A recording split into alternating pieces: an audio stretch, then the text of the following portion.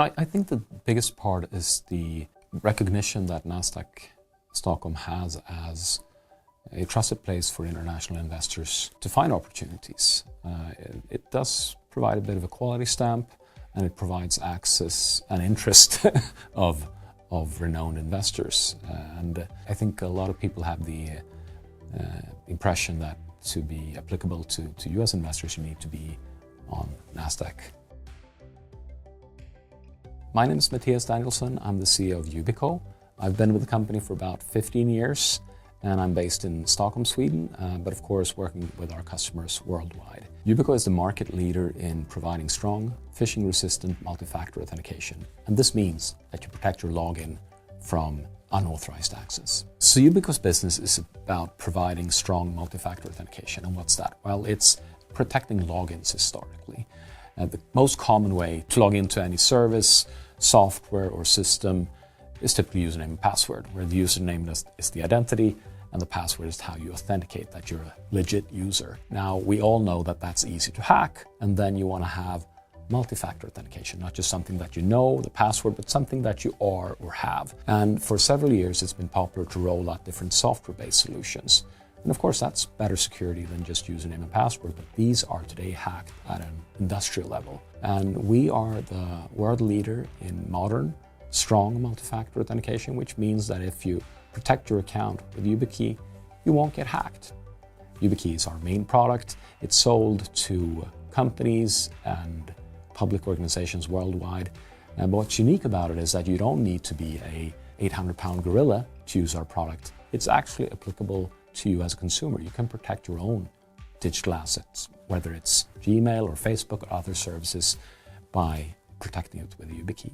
The high level of threat when it comes to cybersecurity means that our product is a very efficient and relevant way for companies, public organizations, and even individuals to protect their digital identities through having strong multi-factor authentication. Our biggest opportunity with that is that we've been selling our product into very security conscious organizations for 15 years now, ranging from sensitive critical infrastructure to some of the biggest companies in the world.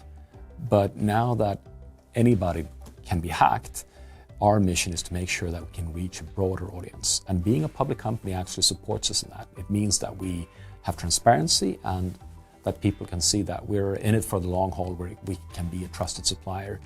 And I think that is a quality stamp that we benefit from in how we run the business. When we got listed, we got listed through a SPAC, and there was no PIPE or anything. So to this point, it's only provided liquidity for our investors. However, as we think about the future and our plans and how we can reach a broader audience, that may require us to raise capital in the future. We've been profitable and cash flow positive for a long time, but I think the need for our products is there, and there's an opportunity for us to grow more quickly.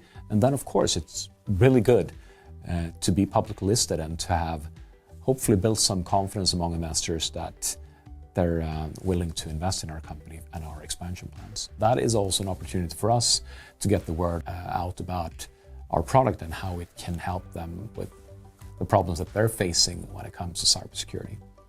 Because what's unique about our product is that it's used by large enterprises and public organizations, but it can also be used by consumers and private individuals to protect them. As you know, there are a lot of successful smaller startups and tech companies in the Scandinavian countries, and including Sweden. There aren't too many that have reached a size where they've gone public, but I think we're definitely in that group. So there is a community there, and that kind of fosters the next wave. So we're really proud to be part of that small group of companies today, which is now growing, of tech companies and startups that have made the way and gone public with Nasdaq in Stockholm. So historically, Yubico has primarily sold its products to large enterprises and public organizations in the US, government agencies, etc. However, with the cyber threat being real for all parts of society and all parts of the world, we're now seeing very rapid growth in Europe and in Asia, and in industries that we've never worked with before, and even from consumers. So there's definitely a lot of growth opportunity. We have a great product for mitigating one of the biggest cybersecurity risks. We just want to make sure that we can continue supporting our customers as their demands scale. For the next 3 to 5 years, we're going to see in absolute dollar value, we're going to see the biggest growth in the US. It's our biggest market, and we've only kind of scratched the surface there. However, the need is as big or even bigger in Europe and in Asian markets. So I think there's, if you take more of a 3 to 5 year or a 10-year perspective, the fastest growth will be in Europe and in Asia for Yubico. Our core product is the YubiKey, which is used for safe login or multi-factor authentication. However, it's fundamentally a key. It always needs to fit into a lock. So we're investing a lot of effort into making sure that it's easy to use and easy to deploy for all customers. So today, of course, we need to maintain that lead we have with our core hardware product, but today we're adding a lot of software and services to make sure that it's easy for a user to deploy our technology and that it works across all the different systems that they need to protect. There's no silver bullet when it comes to cybersecurity. However, if you look at studies, meta studies on the biggest hacks that have happened in the world, you would find that in 80 to 90% of the cases, compromised login credentials was a critical factor for the hack, i.e. that someone had unauthorized access into a system that they shouldn't have, and then they can steal information, introduce malware, and cause a lot of problem.